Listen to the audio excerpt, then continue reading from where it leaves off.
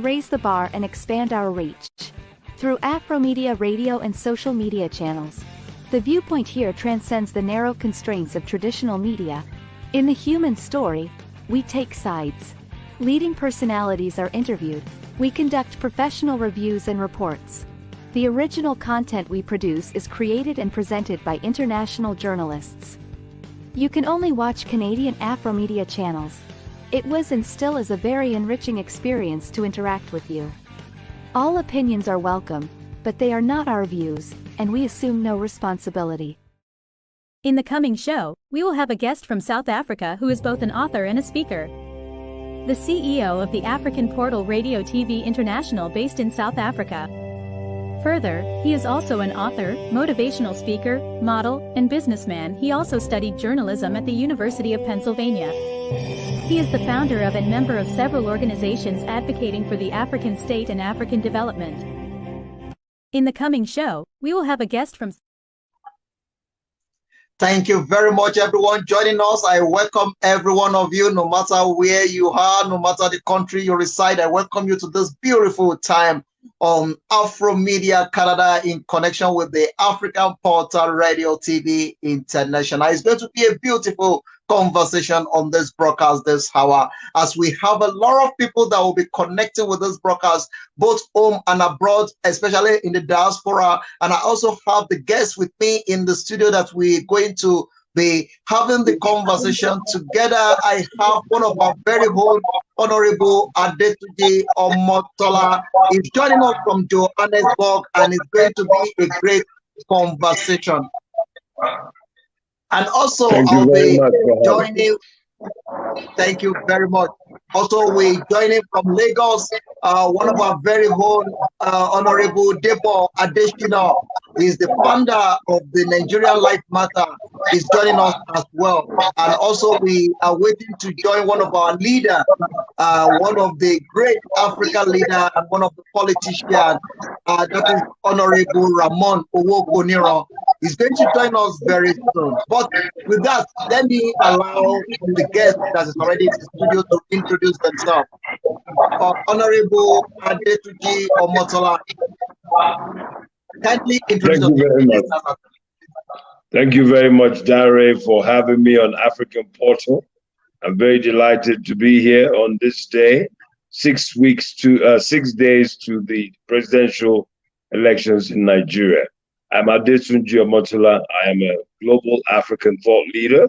I'm a media personality. I'm the founder of Trump Disciples Leaders, and I'm also the founder of the Guild of Nigerian Professionals South Africa. So that's what I do. Wow. I am so delighted and I'm so happy to have you on this conversation. It's overdue, but I thank God that we finally made it to be here to have this conversation this hour. So let's quickly go to the conversation that is very, very crucial and very important, most especially as the election is very close in Nigeria. Let me allow Honorable Debo Adeshina to also introduce himself before we get into the business of the day.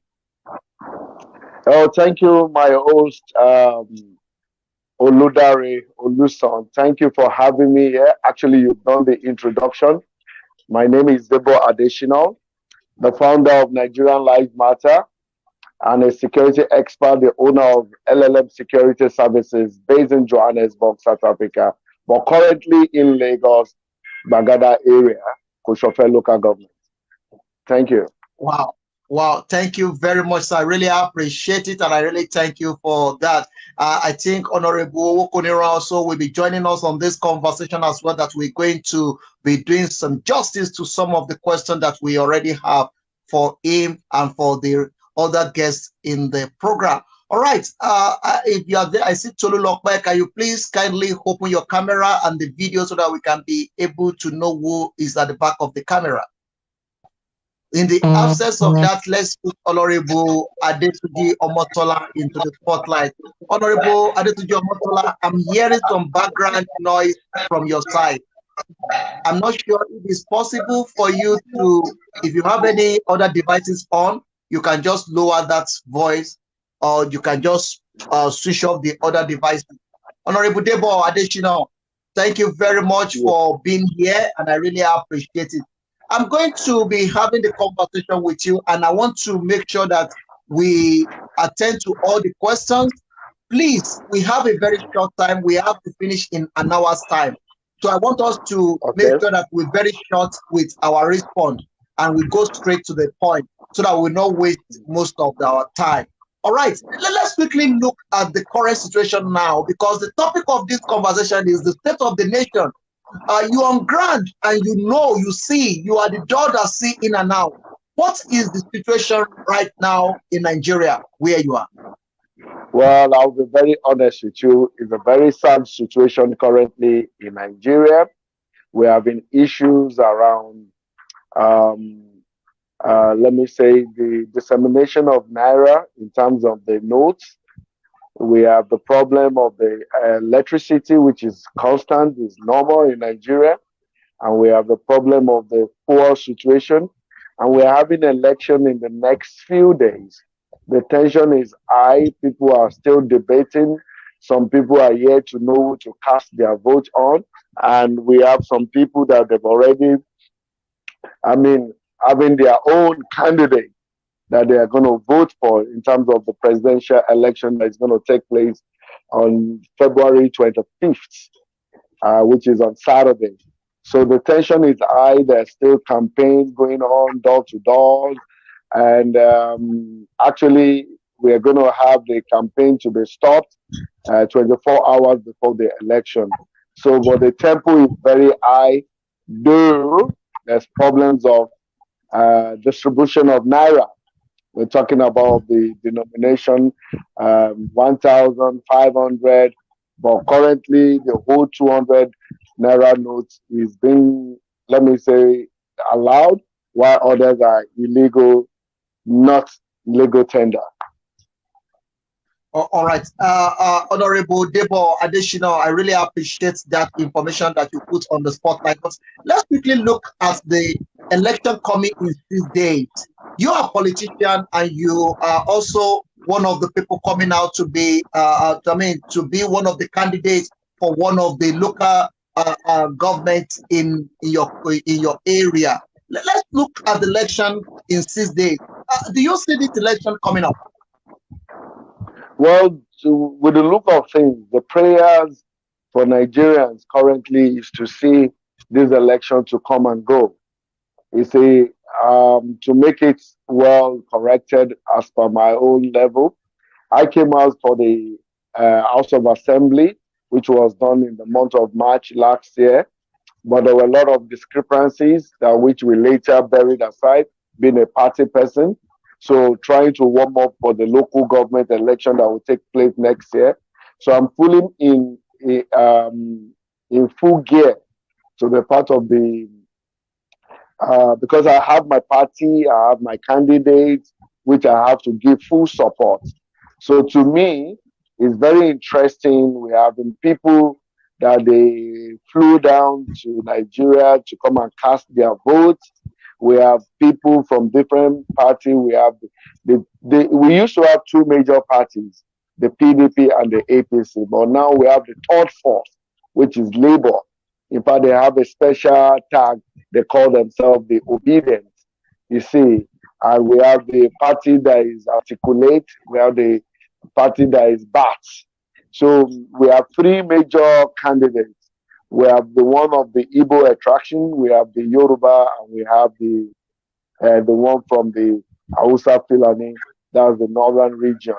So it's getting more interesting because now some people are towing in lines of their tribal, while some people are towing in line of who can offer, who can do the job for us. But, to me, most people, their prayers, some people have not yet to decide who they are going to vote for.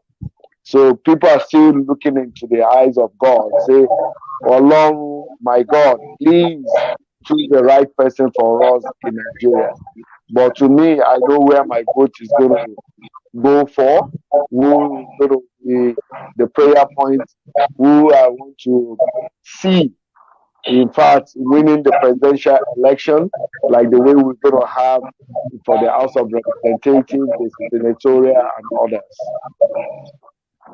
All right. Honorable Debo, I really appreciate that. Let me quickly connect with Honorable Adetuki Omotola here in Johannesburg.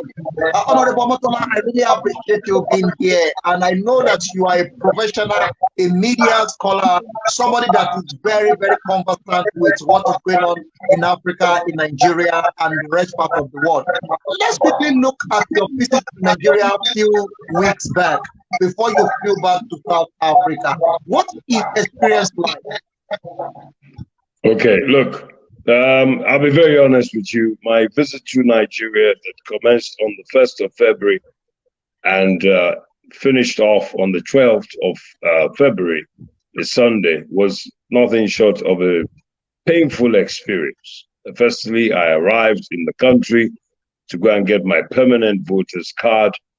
And when I went there on the last day, which was the 5th of February, which was a Sunday, after waiting for 3 hours on a queue of about 200 Nigerians, and after doing a printout from the INEC portal, as we were expected to do, and we waited for collection, only to be told after 3 hours that my permanent voter's card was not found.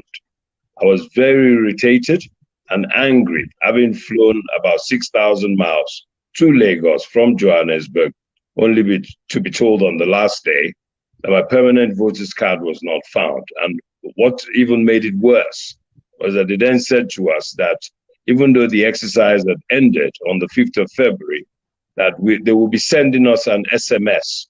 And in my case, there's no way I can get a short message text because my SIM card that I procured last year, exactly a year ago, had been lost. So that was my first bad experience on the trip.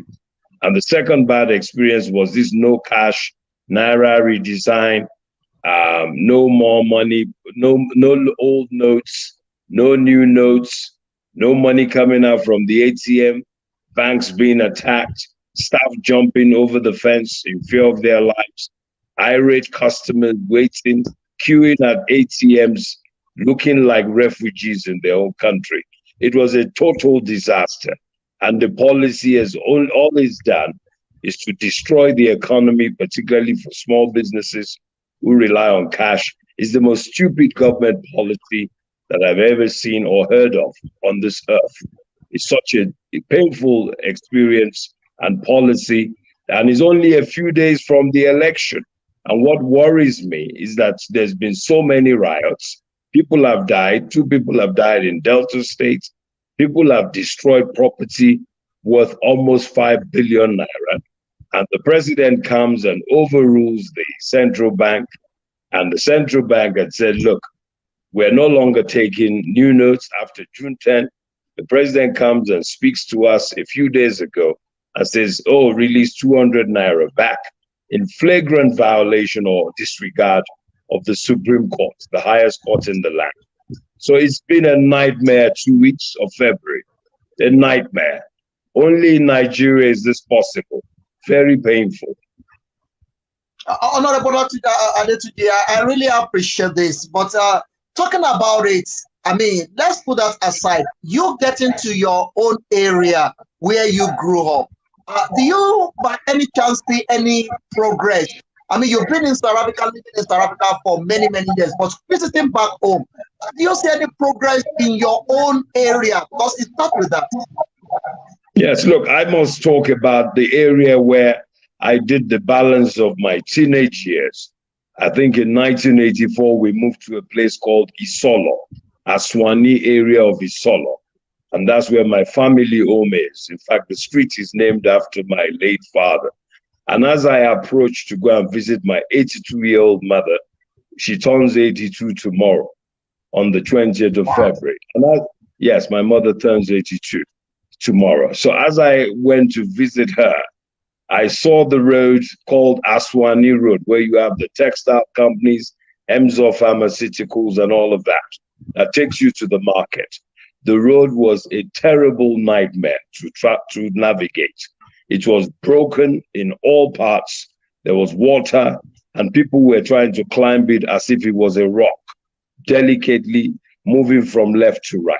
And this was a major road off the Oshodi Solo Expressway, about 2 minutes drive from the airport, a total disaster. So the roads all over Lagos, I went to Yaba, Akoka, University of Lagos, I was in Isolo, I was in Ikeja, even GRA. It's like driving through a construction site. I don't know what they're saying, Tinubu's new Lagos. There's no evidence of that in Lagos. It's like an abandoned project. So I don't know what the citizens are doing. I don't know what the politicians are doing. But Lagos looks derelict, abandoned, and there's traffic everywhere, and there's no fuel, and there's no PVC, and there's no cash. It is a triple threat, and people are frustrated and hungry. So it's quite a sad situation. Okay, Honorable Adetunji Omotola, we are going to be very, very make it snappy on this conversation because of our time. You have mentioned many things, but I want us to deal with them one by one. Okay, with all this mentioned, do you by any chance see democracy as the best way of government in Nigeria? Of course, despite all the odds, there have been benefits for this democracy.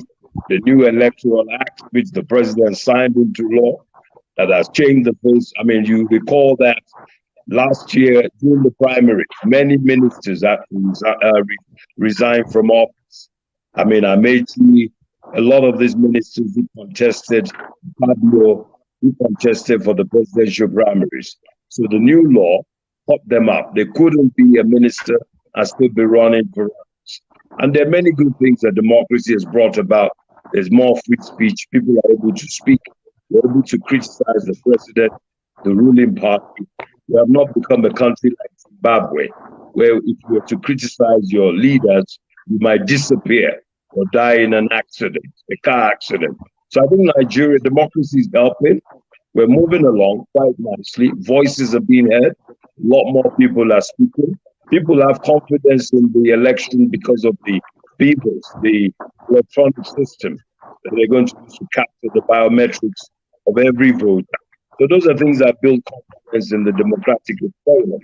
But there's still too much corruption, and there's still too much gap between the rich and the poor. And that's why there's a lot of young people running away and fleeing the country because of the economic conditions. But I think, by and large, the democracy is there. The two sides that people are looking for. All right. Thank you very much for your view on that. Let me quickly engage with Honorable Debo Adesina. Honorable Debo Adesina is a politician, and I believe that his response is going to be more different to what Honorable Adetunji Omotola said. Honorable Debo, let's look at the current situation right now in Nigeria. Do you by any chance see this democracy as the best way of government for Nigeria, for Africa? And if it's the best, are we doing what we need to do as a politician to put the smile in the face of the people? Or we are just set of people punishing people so that we can always use them to get them when we need them for the election? What is your view? Well, in my own stand, I'll a little bit disagree to say we are really in the real sense of democracy, because there's one aspect of democracy that is missing in Nigeria, which most of us know. We're talking about the judiciary system. The judiciary system now is being abused by heavyweight politicians, because if you recall what happened in Imo State, whereby the current governor was catapulted from number 4 in terms of the winning point. We have the PDP candidate that won, then we have the APC, then we have the other party that came third, and we have the APC that came 4th, the other parties that came 2nd and 3rd. But the guy went to the Supreme Court, and the judgment gave him to be the governor. We have the one currently going on in Osun State, whereby we have the current governor who won the election, but the incumbent went to court, and currently he has won the tribunal. And the current governor is already fighting his ass out to challenge the tribunal verdicts. So in my own case, we say having problems on the continent, most especially using Nigeria as a case study, where the judiciary, they are being bought. If you have your money, you can easily go after the judiciary, you pay them, and they will turn the results, they will turn the mandate, they will turn people's votes, use the judiciary system, which is also part of democracy, and turn everything around. So it will be a thing that needs to be really, really looked into if we really want to practice democracy. The freedom of the judiciary, not to be influenced by the executive, because the executive seems to be having more power, because the president will be the one that will actually give endorsement, maybe to the chief justice. The attorney general is there. To me, until people can have that free minds, free free judiciary system that will not contradict what we are looking at in democracy.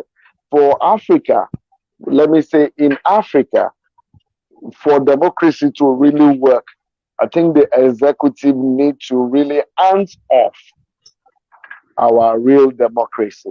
But as long as the executive still have that power to overturn election using the people they've imposed, let me use the word imposed, to those judiciary setup, then I'm not seeing democracy really giving up the real results we want to see on the continent. But in other parts of the world, democracy might be really working, like in America, for instance.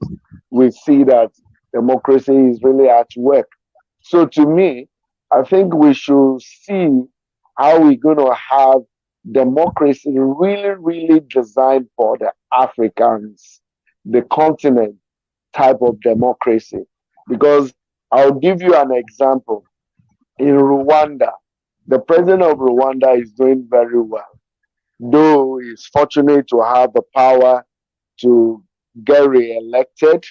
He has the power to get the constitution maybe amended in a way.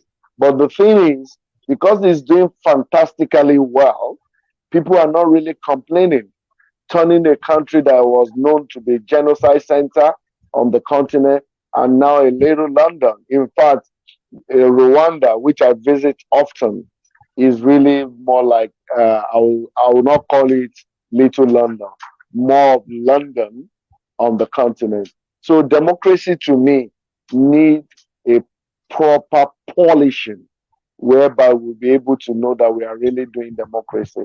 You see, in Nigeria, democracy seems to be, once you have your money, you can buy the judiciary, you can buy the police, you can buy the thugs, then you can have it. So we have a lot of criminals representing the people in the House of Assembly, in the House of Representatives, in the Senate, whereby they don't even fight for the people they're representing. They only fight for their own pockets. So to me, I'm still suspecting, even though I'm a politician, I came to the conclusion that most of us in diaspora, that we've really seen where the rule of law is really, because whether you're a big man, let me say, for instance, in South Africa, once you go, once you are, in fact, the former president of South Africa was arrested. In fact, he was jailed, even though he has some kind of special immunity, being a former president or kind of. But when it comes to going against the rule of law, you'll be taken on. Not in Nigeria. Once you have your money, they will just laugh at you. Celebration of criminals. So I'm still doubting whether democracy is really working in my country, Nigeria. That is one of the challenges that we are facing right now. The High Court of the nation actually give the ruling that the government should allow the old currency and the new currency to be in the public. The two should be using, but the president of the country still don't follow the what the highest court of the country said. I mean, let's look at that, Honorable Adetunji Omotola. Let's quickly look at that. I mean, since the High Court already give the order for the government to allow the old currency and the new currency to continue, using within the country, why the president is not following that? What is your view to that, Honorable Omotola?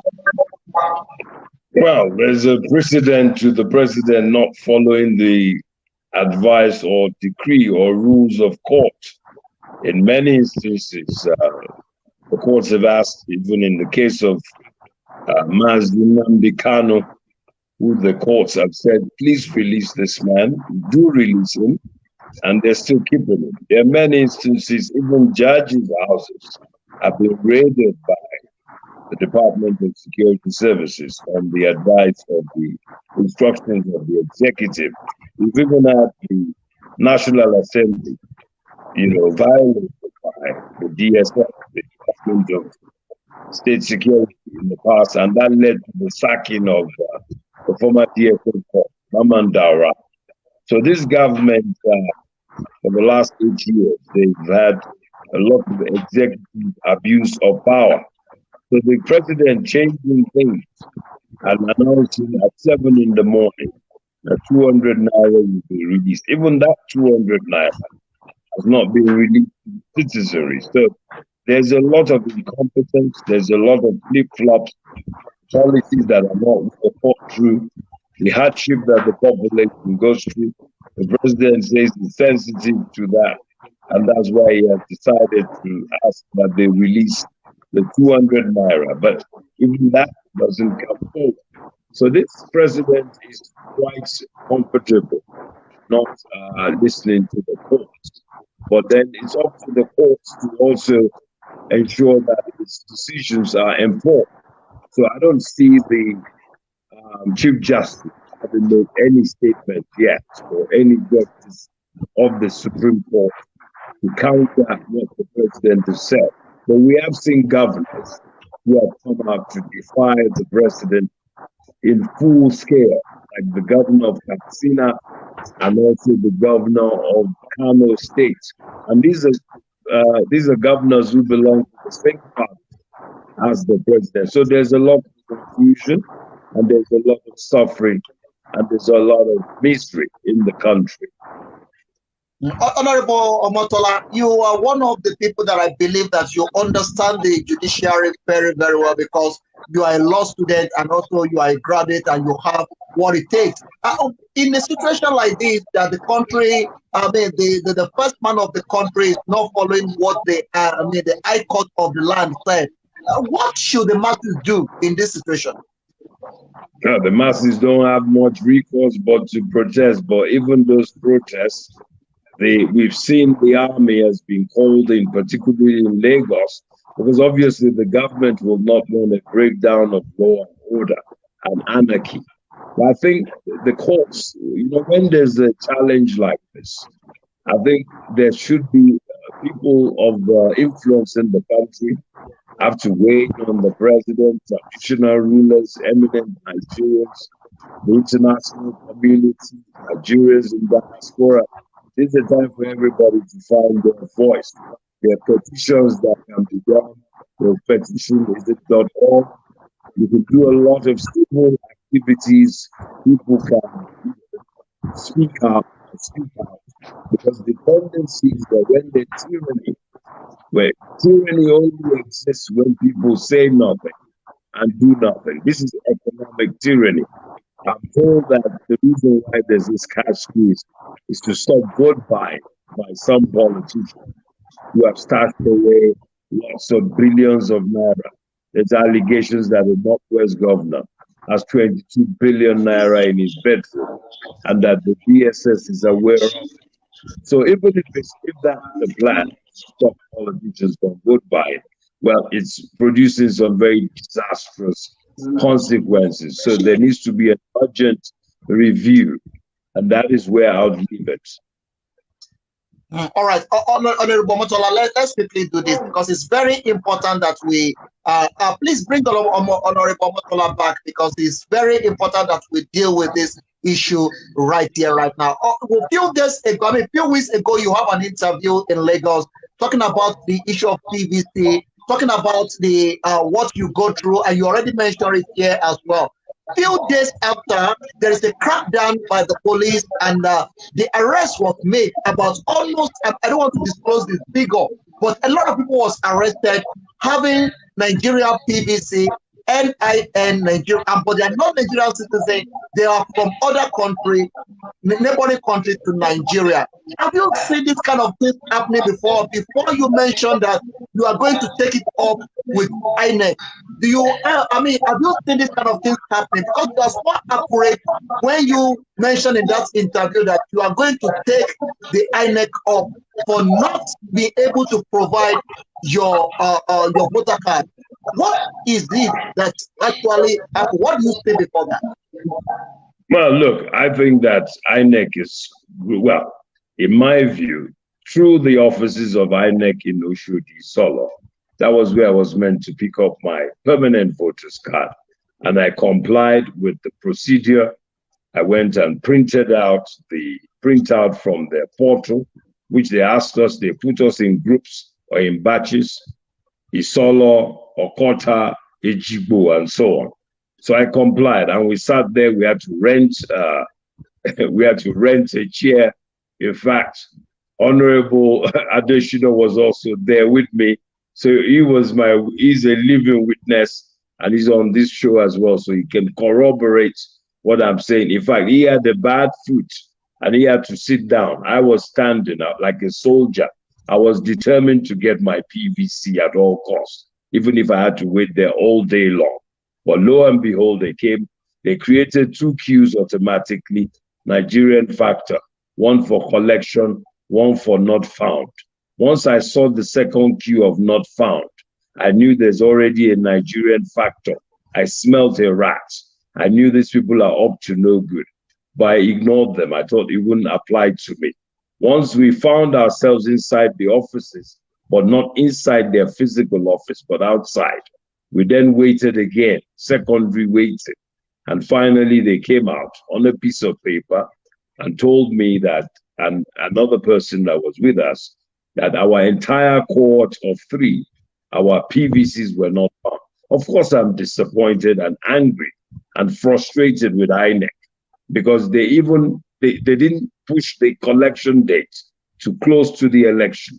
We're talking about February 5 deadline, the last day, and the election is on February 25.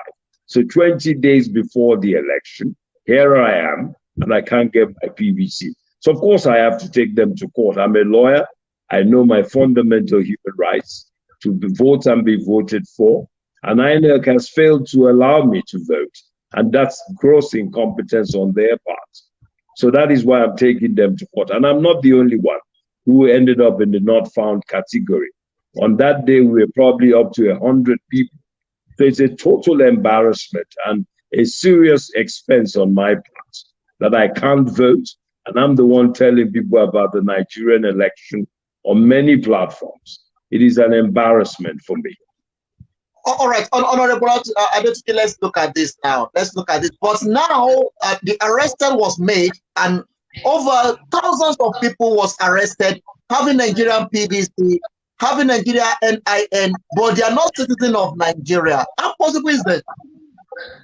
Why are you surprised? Do you think that we Nigerians know how many we are and who is really a Nigerian? Have you been to Borno states, states that are contiguous to other countries like Cameroon and Niger? Have you been to states that are contiguous to Chad, Borno, Adamawa, and places like Yobe? You will find that there are many people in Nigeria who are here, or rather there now, illegally. They carry on as if they're citizens of Nigeria.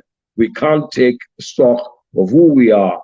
We're more fascinated by things that we don't have control over. But the ones that we should be able to control, I don't think our security forces are really, I think they're stretched, in my view, or probably not professional enough to be able to police the country. Because how does it make any sense for you to have foreigners in your country and they're in possession of the most sensitive election materials just before a general election? But of course, people are also selling their PVCs. There's hunger in the land. If you give somebody 5,000 naira, why wouldn't they sell their PVC, especially now that there's no cash and there's a lot of misery in the country? But the government doesn't think about all these attendant consequences of poverty. That people will sell their votes, they will sell their PVCs, or some unscrupulous officials of INEC will try and make a buck. And that's why you're finding strange people in possession of INEC materials, specifically the permanent voters card. All right, sir. Let's quickly do this because it's important that we find we got a response. Are you making headway regarding you doing the INEC? Are you making headway on that? Is there any response? Well, look, I'm very sensitive to the fact that there's a general election, and there are two elections, in fact, the governorship on the 11th of March, in about 3 weeks' time, and then the presidential, and then the House of Representatives and House of Assembly. So I'm not going to get in INEC's way. They have a huge mammoth task to conduct an election in the country, over 176,000 polling booths across almost 1 million square kilometers of land in some very rough and rugged and unsecure terrain in some parts of the country. So my own dissatisfaction cannot take precedence over 90 million registered voters, many of them who have had their PVCs for even as long as 2019. So I'm quite aware that I'm just a few, we're just, in terms of the scale and size, we're very few. So I'm happy to wait until after the election. INEC is not going to disappear. They're a permanent institution and they conduct regular elections in Nigeria, not only every 4 years. So I will be taking my steps to ensure that I get my rights remedied, or whatever has been wrong to remedy it. Do you by any chance see this coming election hold? Of course, the elections are going to hold. It's as true as night follows day.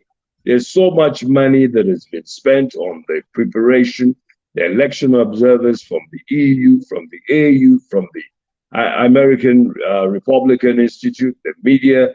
They're already on their way in. Everybody's ready. People have campaigned. The last day of the rallies was yesterday. Everybody's on course. The candidates are ready. The voters are ready. The country is ready. INEC says they're ready. I mean, what will stop it? We have a military. There can't be any breakdown of law and order by rogue elements who are trying to force havoc on the citizenry. All right, let's quickly involve Honorable Debo Adesina on this. Honorable Adesina, you are expert in security, and the security of Nigeria right now is not guaranteed. What can you tell us, and what do you think is going to be the solution to this? Because it's a very serious problem and it's alarming, and it's something that we need to also talk about. Well, I think, first of all, currently the security challenge in Nigeria is a little bit down since the beginning of the open campaign, and it's only in the southeast where we are having a lot of challenges. We've received a lot of information about attacks, about some of our politicians. Let me just put it, our politicians. I mean, Nigerians being attacked. We have just last week what happened in the South in Rivers State. A former minister was attacked, but luckily for him, he's having a ballistic car, let me say an armor car, which people call bulletproof car. He escaped. He will have been killed, and we've lost lots of police. Lots of policemen are in their graves, and We have innocent civilians who been part of the numbers in terms of people being killed during this campaign. And even before the election, we have these problems, this particular problem in the southeast, where we have the Biafran people agitating for Biafra, and they have their sit at home, and this their sit at home they still continue because the leader of the Biafran organization, Mazin Kanu, is still in the custody of the federal government. They failed to release him even after the judgment that he should be released. So that one is still giving the insecurity in the southeast. And in the southeast, where we have one of the major contenders, that is His Excellency Peter Obi, in Anambra State is still very, very, very brutal. We have most of the INEC offices. They've been killing, destroying INEC properties. So to me, the insecurity is still there, but the media, they are not really reporting more, not to create unnecessary tension. But the social media, which we know, sometimes they carry real and they carry fake. So to me, the Inspector General of Police still have the belief that is doing well. But you remember, the state policing is not allowed in the country. And we have some states where we have the likes of in the southwest, we have the Amotekun, who are more like the local, let me just say the vigilante. They carry firearms, the one we in the security industry we call it shotgun, which is double barrel. But these are not weapons that you can really use to fight those criminals where they have superior firepower like AK-47, etc., etc. So we are having problems about this. So insecurity is not something we should write aside. No. Sorry about this, Honorable Debo. Let's quickly look at the issue. I'm just being kind of worried about the situation right now in Nigeria because since the time they were campaigning is going on. I can see that it's reduced now in the country, like bomb blast, somebody call me train bomb, and all kind of a thing, terrorism, and that those have already gone down. Do we say that the insecurity in Nigeria is by design?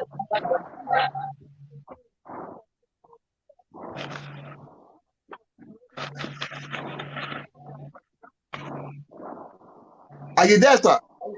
Well, I hardly heard you, but what I would just say is this: your question would be like, there is a minimum attacks now. Is that what you're saying? Yes, there is a minimum attack. Okay, so what I'm saying is that is the insecurity in Nigeria, is it by design?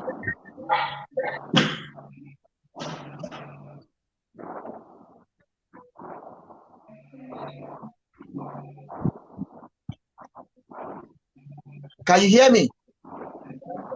You know what? As a security expert, what I understand clearly about the insecurity in Nigeria is more. I can hear you. Can you hear me as well? We can hear you. Can you hear me? I can hear you, sir. I can hear you, sir. Are you live with me? We can hear you. You can continue. We can hear you. Yes. The insecurity, yeah. The insecurity in Nigeria, to me, it looks like something that is designed in a way that, government knows who are these criminals? Because at this junction, we have less of kidnapping. That is already something everybody in the world knows Nigeria to be the headquarters of kidnappers in the world, because it becomes a big franchise whereby you see people, they are collecting ransom once they get people kidnapped. But now, it seems the side of kidnapping, banditry has really subdued. But some things are still going underneath. And those ones that is going underneath are more security challenges, where we have door-to-door killings, private killings. I call it private killings because you just see somebody coming to your doorstep, you just hear the person has been killed. Unknown soldiers have killed unknown gunmen. Okay, let me put it, unknown gunmen. And I was informed this morning that a police officer has been detected to be behind the killing in the East. But I'm yet to confirm that particular story. Somebody was telling me about it this morning, but I'm yet to confirm that. So the minimum action of criminals in Nigeria seem to be a thing that the government must have really deployed a lot of security personnel going everywhere, combing the corners, chasing the criminals away. So I'm looking at it. Is it going to be something that they will continue to do even after the election? Or is it going to only be managed till after the election before these criminals will now go back to their arsenal and start bringing back their weapons to now unleash the dragons on the citizens? So to me, we just need to have, people will continue to say we have to pray, we have to pray, we have to pray. We have a lot of prayer warriors in Nigeria. But one thing I always tell people, we have to be security more conscious. We have to really know who our neighbors are. We have to really check our own movement. I've been coming to Nigeria for the past 2 years now, and I know where to go. I know what to do. It's not that I'm superpower, but I try to manage my security situation in the country where I know that they can just harass you, kidnap you, and that's it. So the issue of collecting ransom, all those things is now quiet, except maybe the media or the social media is not really carrying the whole act. You understand? But with my best of understanding, is a little bit minimal now. All right. Honorable Debo Additional, I really thank you for that. Please, can you please bring Honorable Omotola back, because we are rounding up this section right now. I just want us to go to the last aspect of the question so that we can do a wrap-up. Kudos to my team in Canada. I really appreciate every one of you in Canada. Thank you for the great work you are doing in the studio in Canada.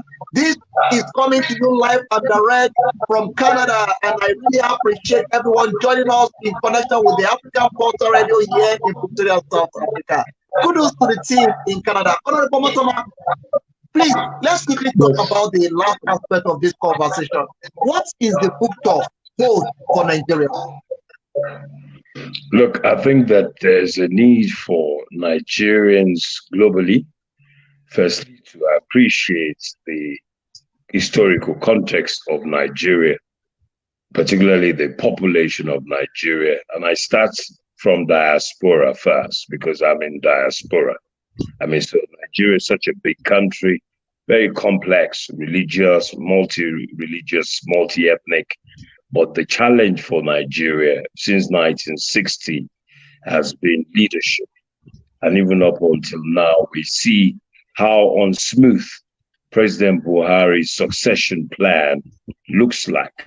I mean, one would expect that after 8 years of President Buhari, that whoever picks up the ticket will have a massive edge over other contestants based on President Buhari's record. But that doesn't seem to be the case. And in fact, the ticket holder of the All People's Congress has been battling to stay close to the president. They've been there's a mistrust between both of them. So because there isn't a succession plan, as it were, by the president for his party, even from the primaries, that's why Alhaji Tinubu went to Abeokuta to go and say, Emiloko, it's my turn. Because there isn't any plan, no succession plan, it now is left to the opposition, if there is anything called opposition in the real sense in Nigeria, to begin to work assiduously to ensure that, given the last 8 years of this government that has been quite painful, if not very painful, the opposition must organize themselves to take over so that they can give hope to the ordinary Nigerian. Currently, the future looks bleak. The economy is in bad shape. There's no cash. People are suffering. So the hope is really, really bleak. And I've always said that the only hope for Nigeria now, the only group that is untainted by corruption and the psychological trauma that Nigeria presents, is the diaspora. But of course, the diaspora cannot vote. And even those who go home like me, they say our PVC is not found. So we need to work closely together. And I talk about a pan-global diaspora. So not just Nigerians in the US or Nigerians in Canada, but a cross-harmonization of Nigerians and an intergenerational mix that is ready to go and challenge for power in Nigeria at what they call on the ground. They tell us we're not on the ground. So that's what I want to say. Thank you very much, Honorable Motola. We have just 2 minutes to round up this section as we have another show coming up from Canada. Thank you very much, Honorable Adetuji Omotola. I really appreciate it. I have a caller from Nigeria. I'm going to take the call. I just want Honorable Debo also to quickly. Honorable Debo, we have a caller from Nigeria, but I just want you to quickly round up this section. I think we will not be able to pick any call because of our time, but I really appreciate those of you that are calling in. Thank you very much. It's going to be live again on the African Portal Radio TV. I really appreciate every one of you. Honorable Debo, I just want you to quickly tell us, what is future hold for Nigeria? In 1 minute, do you believe that there is a future for Nigeria? Well, I strongly believe that there's future for Nigeria. Nigeria as a country is a good place. All what I want us to continue to work towards is to have good leadership, and also the followers should also try to be good citizens, because every bad thing that is currently happening in the country, people always claim to say the government is the government. So I always ask, we're in democracy. What is democracy? Government for the people, by the people, you know. So you have to be part of the, you know, we have problems and we are going to be part of the solutions. So to me, I just have it to say Nigerian people should try to make things work for Nigeria. Somebody's joining us on the call from Lagos. Hello, just 1 second we have. We are rounding up this section. Hello, sir. Your name and where you're calling from. All right, sir. Okay, sir.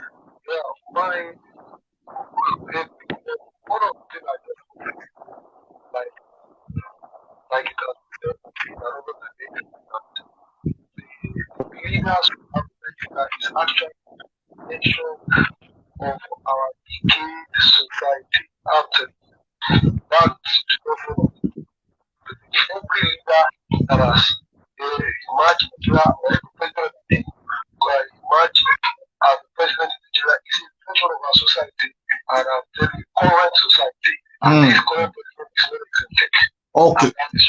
Thank you very much. That is a very valid point. That the president, the leader we are producing is coming from the society. So whatever we are facing is what the society produces. That is what we are facing. Thank you very much to Honorable Debo Adesina for joining us, and thank you to Honorable Omotola for joining us from Johannesburg, and thank you to our leader. He was unable to connect to the studio. Thank you very much. I really appreciate both of you. Thank you for coming out, and I'm going back to the studio in Canada. God bless you. Thank you very much. I really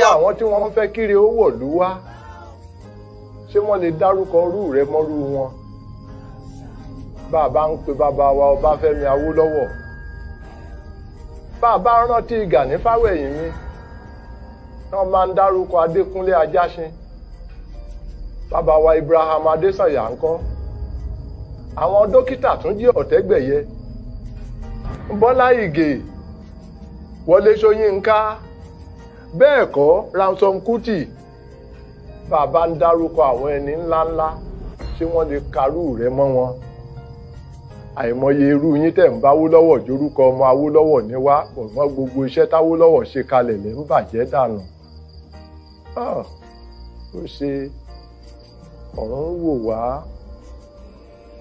ìtàn dẹ̀ ń wò wá torí gbogbo yín náà lẹ tó ń kọ̀tàn míì lọ́wọ́ ara yóò kà èyí tíwọ́ náà ń ṣe lọ́wọ́ ní ìsìn àsìkò rèé tó yẹ ká pọ̀dọ̀fin ká pe àrónú wa kí gbogbo wa ó gbìmọ̀ pọ̀ kí gbogbo Yorùbá ó pawọ́pọ̀ ká pawọ́pọ̀ ká dòṣùṣù ọwọ̀ òjò òṣèlú míì ló tún ti ṣú yìí ipò wo ló fẹ́ wà ipa wo ló fẹ́ kó.